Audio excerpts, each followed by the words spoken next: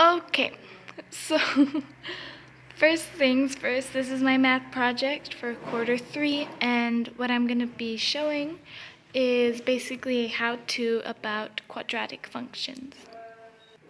I'm going to show how to tell whether a function is quadratic using a table, equation, and graph, how to create a graph of a quadratic function by finding the x-intercepts of a quadratic function by factoring, finding the y-intercept, and finding the vertex, how to find the equation of a quadratic function from a graph, and also how to find the equation of a quadratic function from a table, and lastly, how to create a graph of a quadratic function that does not have any x-intercepts. Okay, so we're here. I'm going to show you how to tell whether a function is a quadratic using either a table, equation, or graph. First, I'm going to show how to do it when you're using a table. So here I already have a standard table, which I took from one of my notes, questions. So to figure out if this table is quadratic, what I would first do is I would want to find the second difference. So in order to do that, I have to see what's the constant, how much it's going up by.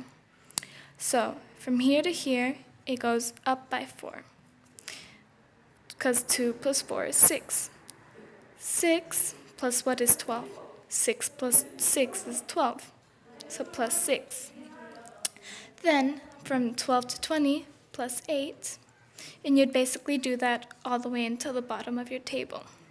So from here to here, it's plus 10. Here to here, it's plus 12. From here to here, it's plus 14. Okay, but still, here on your first difference, it's not going up by a constant number, which is what we're looking for. Sorry. So you would have to keep going until you get that constant number. So from 4 to 6, it's plus 2.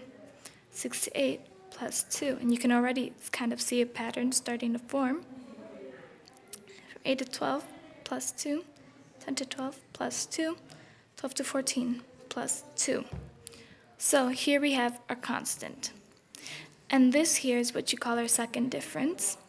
This would be the first difference.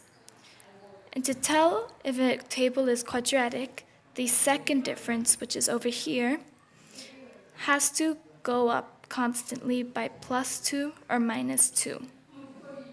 That's how you tell if it's quadratic. But if it would be going up by times 2 or times 3 or times 4, that would make it exponential. And here, if this went up by only plus 2 on your first difference, that would make it linear. If there's no second difference, it's linear. If the second difference is times 2, it's exponential.